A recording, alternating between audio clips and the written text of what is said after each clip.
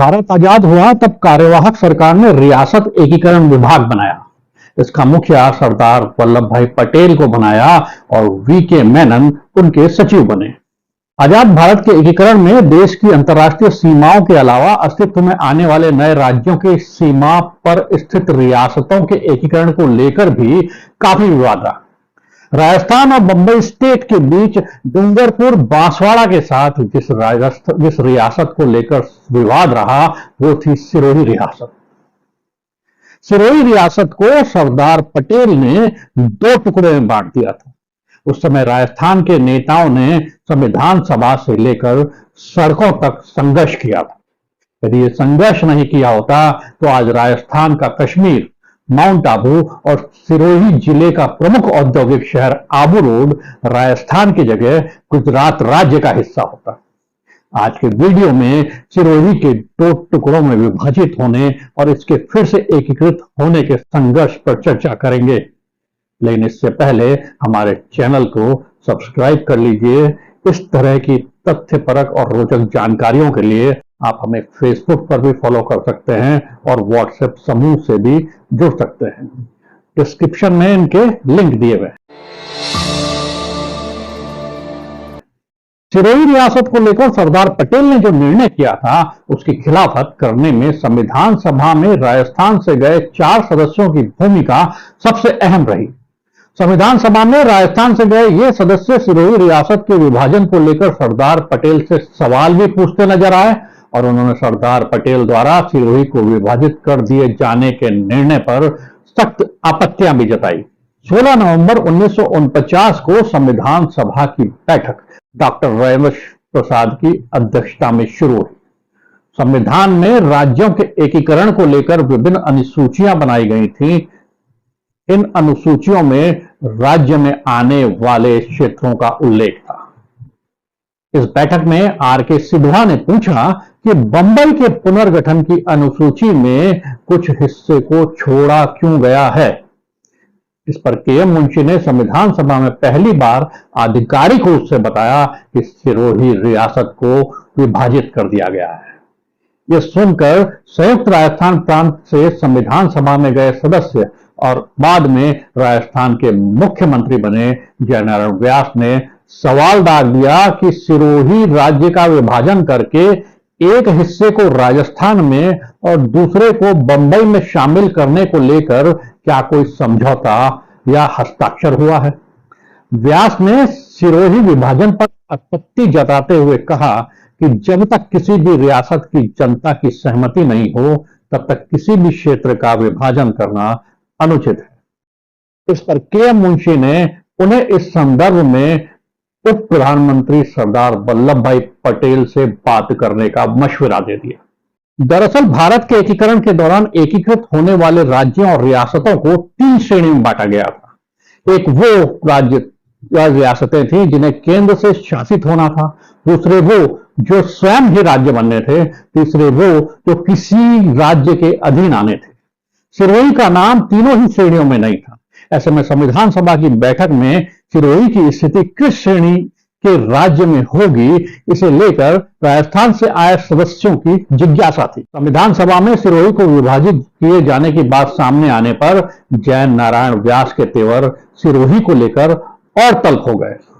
उन्होंने कहा कि लोगों की सहमति के बिना सिरोही का विभाजन करना जनता और न्याय दोनों के साथ अन्याय है और वे पर्दे के पीछे संविधान में हस्तक्षेप करने वाली सरकार का विरोध करते हैं। उन्होंने कहा कि जब संविधान बन रहा है और सिरोही का शासक नाबालिग होने की वजह से अपनी बात कहने में असमर्थ है, उस समय जनता की मर्जी के बिना सिरोही को बंबई प्रांत में शामिल कर दिया गया है। उन्होंने कहा कि पहले सिरोही का प्रतिनिधित्व करने वाले गोकुल भाई भट्ट अब बंबई प्रांत का प्रतिनिधित्व कर रहे हैं। अगर वो सिरोही विभाजन से सहमत हैं तो उन्हें कोई आपत्ति नहीं। व्यास के बाद संविधान सभा में बीकानेर के कंवर जसवंत सिंह ने भी सिरोही रियासत का विभाजन करने पर आपत्ति जताई। उन्होंने कहा कि जिस राज्य का शासक अभी शिशु है और इस वजह से उस राज्य के साथ कोई अनुबंध नहीं हो पाया है, ऐसे में उसका विभाजन करना अन्यायपूर्ण है। उन्होंने सिरोही विभाजन को राजस्थान के साथ अन्याय करार दिया। सिरोही के पूर्व मुख्यमंत्री गोकुलबाई भट्ट आजादी के बाद बनी संविधान सभा में बंबई प्रांत के गुजरात एजेंसी से चुनकर आए थे। उन्होंने कहा कि रीजेंसी काउंसिल की अध्यक्ष राजमाता ने सिरोही के प्रशासन को केंद्र सरकार को सौंप दिया था। तब से राज्य का प्रशासन केंद्र की ओर से बंबई सरकार द्वारा चलाया जा रहा है। उन्होंने संविधान सभा को बताया कि सिरोही का कुछ भाग बंबई में तथा कुछ भाग राजस्थान में जाने का निर्णय जब लिया गया था तब वो वहां उपस्थित नहीं थे। गोकुल भाई भट्ट आगे बोलते हैं कि अभी तक यह अंतिम निर्णय नहीं हुआ है कि कितना भाग बंबई में तथा सिरोही का कितना भाग राजस्थान में जाना है। माउंट आबू के बारे में भी अभी कोई निर्णय नहीं हुआ है। भट्ट ने कहा कि सिरोही को लेकर सरदार पटेल जो भी निर्णय लेंगे वो उनको स्वीकार्य होगा। ऐसे में भट्ट सिरोही के विभाजन के विषय में अपने आप को सरदार पटेल के निर्णय को समर्पित कर देते हैं। बाद में सिरोही विभाजन को लेकर हुए आंदोलन में भट्ट की भूमिका भी सीमित हो गई थी। इसी चर्चा के बीच मत्स्य प्रांत यानी भरतपुर क्षेत्र के प्रतिनिधि राज बहादुर ने हस्तक्षेप किया। उन्होंने कहा कि जब से सिरोही को बंबई के प्रशासन में लिया गया है तब से राजस्थान की कांग्रेस कमेटियां ये मांग करती रही हैं कि इसे राजस्थान से छीना नहीं जाना चाहिए। उन्होंने कहा कि वास्तव में इस मामले में लोगों की इच्छा यही रही है कि माउंट आबू का हिल स्टेशन किसी भी हालत में उनसे नहीं छीना जाए। उन्होंने कहा कि माउंट आबू उस क्षेत्र का सबसे सुंदर स्थान है तथा एकमात्र हिल स्टेशन है जो वहां रहने वाले सभी लोगों का ध्यान आकर्षित करता है। यह राजस्थान के लोगों के लिए एकमात्र स्वास्थ्य रिजॉर्ट तथा सैनिटोरियम। उन्होंने कहा इसलिए जो लोग राजस्थान में रहते हैं उनके लिए यह दुखद आश्चर्य की बात है कि माउंट आबू को उनसे छीन लिया गया है। वो संविधान सभा में कहते हैं कि बेहतर होता कि अगर सिरोही का कोई हिस्सा अलग किया जाना था तो इस सदन को समय रहते इसकी जानकारी दी जाती और लोगों को बताया जाता कि कौन सा हिस्सा राजस्थान में जाएगा और कौन सा हिस्सा बंबई में। उन्होंने कहा कि दावा यह किया जाता है कि संविधान पर भारत के लोगों और इसके घटक भागों की स्वतंत्र इच्छा और सहमति की मोहर होगी, लेकिन जिस तरह से बिना जनता की सहमति के सिरोही का विभाजन किया गया है उससे इस दावे की पुष्टि नहीं होती कि संविधान में जनता की भावना का ख्याल रखा जा रहा है। उन्होंने कहा कि यदि सिरोही के विभाजन को लेकर कोई आदेश पारित हो चुका है तो उसे अंतिम रूप देने से पहले उस पर पुनर्विचार किया जाना चाहिए। माउंट आबू सहित सिरोही राज्य उस प्रांत को मिलना चाहिए जिसका वह वास्तविक रूप से हकदार है और ये उन लोगों को मिलना चाहिए जिन्होंने माउंट आबू को वो बनाया जो वो आज है। सरदार पटेल को भी राज बहादुर की बात चुभ गई थी और शायद इसलिए उन्होंने जब संविधान सभा में सिरोही के विभाजन को लेकर वक्तव्य दिया तो उनके भाषण का विशेष जिक्र किया। राजस्थान के प्रतिनिधियों की सिरोही को लेकर दलीलें सुनने के बाद संविधान सभा के अध्यक्ष डॉक्टर राजेंद्र प्रसाद के मुंशी से राजस्थान से आए प्रतिनिधियों की सिरोही को लेकर शंका का समाधान करने को कहते हैं। तो मुंशी कहते हैं कि सिरोही विभाजन को लेकर कोई अधिसूचना जारी नहीं की गई। तब राजेंद्र प्रसाद का तेवर थोड़ा तल्ख हो जाता है। वो कहते हैं कि यदि ऐसी कोई अधिसूचना नहीं है तो आप संविधान में इसका उल्लेख कैसे कर सकते हैं। जब स्थिति असमंजस की होती है तो बंबई प्रांत के प्रतिनिधि के रूप में सरदार पटेल हस्तक्षेप करते हैं। वो कहते हैं मुंशी जी इसकी व्याख्या नहीं कर सकेंगे, मैं इसकी व्याख्या करूंगा। सरदार कहते हैं कि राजस्थान कांग्रेस कमेटी को शुरू से ही कहा गया था कि सिरोही गुजरात का हिस्सा है और वो बंबई के साथ जाएगा।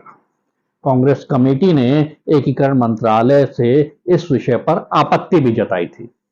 सरदार पटेल ने संविधान सभा में कहा कि राजस्थान में कांग्रेस का वार्षिक अधिवेशन हुआ था। उस समय कमेटी से पूछा गया था कि क्या वो राजस्थान कांग्रेस कमेटी के अध्यक्ष के रूप में गोकुल भाई भट्ट को यथावत चाहते हैं या वो सिरोही को राजस्थान में चाहते हैं। सरदार पटेल ने संविधान सभा में कहा कि वे खुद चाहते थे कि सिरोही बंबई में जाए और कांग्रेस कमेटी चाहती थी कि भट्ट राजस्थान कांग्रेस कमेटी के अध्यक्ष बने रहें। राजस्थान कांग्रेस कमेटी गोकुल भाई भट्ट को यथावत रखना चाहती थी, इसलिए सिरोही के समायोजन को लंबित रखा गया। इसलिए जब तक सिरोही राजस्थान में शामिल नहीं होता, तब तक इसे केंद्र में लेकर इसका प्रशासन बंबई को सौंपने का निर्णय किया गया था। सरदार पटेल ने बताया कि यह निर्णय कांग्रेस के अधिवेशन में ही लिया गया था। पटेल ने संविधान सभा में कहा कि इसके बाद भी कांग्रेस का एकीकरण मंत्रालय से टकराव हो गया। कांग्रेस के राजस्थान के प्रतिनिधियों ने सिरोही को राजस्थान में रखने के लिए हठ किया। पटेल ने कहा कि इस मुद्दे को लेकर राजस्थान कांग्रेस ने गोकुल भाई भट्ट को कांग्रेस के अध्यक्ष पद से हटाकर एकीकरण मंत्रालय के खिलाफ अविश्वास प्रस्ताव भी पारित कर दिया। पटेल के जवाब पर जयनारायण व्यास ने कहा कि सिरोही को राजस्थान में शामिल करने के लिए गोकुल भाई की अध्यक्षता के काल के बाद सबसे ज्यादा प्रस्ताव पारित हुए हैं। इस पर सरदार पटेल ने कहा कि सिरोही का सर्वे कराया गया था। इसमें एक हिस्सा बंबई प्रांत में जाने को उत्साहित था, इसलिए सिरोही के कुछ हिस्से को राजस्थान में समायोजित किया जा सकता है, पूरे सिरोही को नहीं। पटेल ने संविधान सभा को बताया कि यदि सिरोही के लोग विभाजन नहीं चाहते तो फिर पूरा ही सिरोही बंबई के साथ जाएगा। उन्होंने कहा कि विभाजित सिरोही के साथ राजस्थान का नक्शा तैयार कर दिया गया है, जो उनके कार्यालय में है। सरदार संविधान सभा में बोलते हैं कि हो सकता है कि राजस्थान से आए प्रतिनिधियों को सिरोही का विभाजन करके माउंट आबू को बंबई को देना पसंद ना आए, लेकिन सच तो यह है कि आदेश पहले ही पारित हो चुके हैं। उन्हें केवल इन लोगों के निर्णय के कारण रोक कर रखा गया है।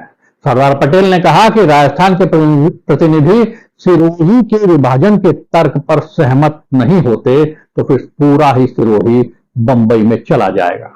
सिरोही को लेकर जो भी आदेश पारित किए जाने हैं वह संविधान लागू होने से पहले पारित कर दिए जाएंगे।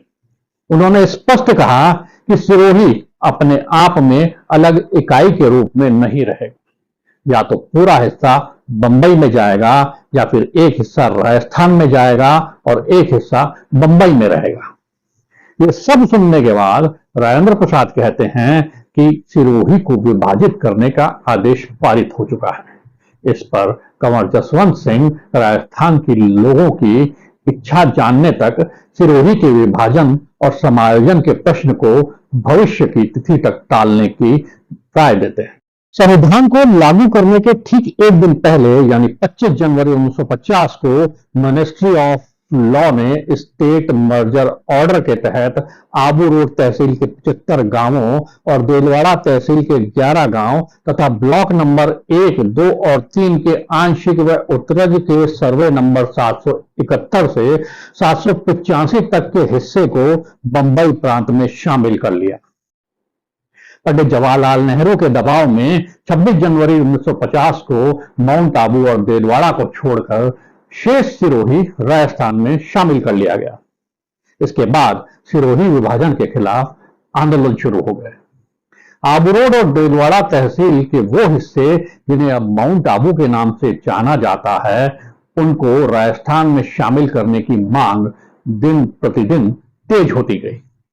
दरअसल सिरोही से माउंट आबू को अलग करने की पटकथा सरदार पटेल ने बहुत पहले ही लिख दी थी।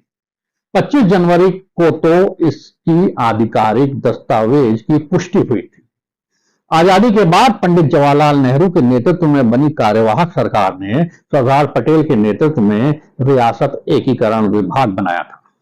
8 नवंबर 1948 को सिरोही की प्रेसिडेंट महारानी ने सिरोही के भारत में विलय के पत्र पर हस्ताक्षर किए।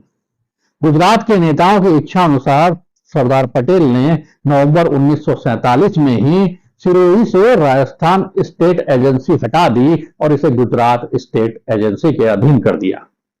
उदयपुर के एकीकरण के बाद राजस्थान में शामिल होने के समय अप्रैल 1947 में हीरालाल शास्त्री ने सरदार पटेल को सिरोही को पूरी तरह से राजस्थान में रखने को लेकर 2 पत्र लिखे, लेकिन पटेल ने किसी भी पत्र का जवाब नहीं दिया। संयुक्त राजस्थान के उद्घाटन के समय 18 अप्रैल 1948 को उदयपुर आए पंडित जवाहरलाल नेहरू के समक्ष जनता ने सिरोही को राजस्थान में रखने की मांग रखी। नेहरू ने दिल्ली जाकर पटेल को पत्र लिखा तो पटेल ने प्रति उत्तर में लिखा कि राजस्थान की जनता को गोकुल भाई भट्ट चाहिए जो बगैर माउंट आबू के भी संभव। इस बात का कोई दस्तावेज नहीं मिला कि गोकुल भाई भट्ट के राजस्थान में रहने से माउंट आबू को राजस्थान में नहीं रहने देने की सरदार पटेल की दलील के पीछे की वास्तविक वजह क्या थी। 26 जनवरी 1950 को संविधान लागू हो गया और राजस्थान में सिरोही उस रूप में शामिल हुआ जिसका नक्शा सरदार पटेल ने संविधान सभा में राजस्थान से आए सदस्यों को उनके कार्यालय में देखने को कहा था। इस नक्शे में स्पष्ट दिख रहा है कि आबू रोड और माउंट आबू को बंबई प्रांत के गुजरात स्टेट एजेंसी का हिस्सा बना दिया गया था तथा शेष सिरोही को राजस्थान का हिस्सा।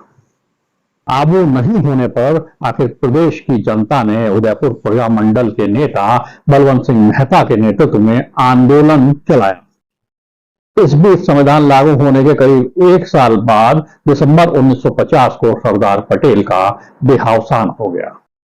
राजस्थान में माउंट आबू को लेकर आंदोलन थमने का नाम नहीं ले रहा था तो इतिहासविद दशरथ शर्मा के साथ मुनि जिन विजय सूरी समिति का गठन किया गया।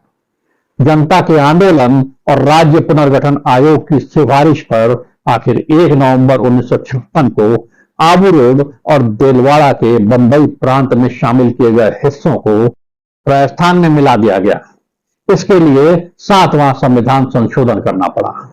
इसके बाद 1960 में भाषाई आधार पर बंबई प्रांत से अलग करके गुजरात को स्वतंत्र राज्य बनाया गया।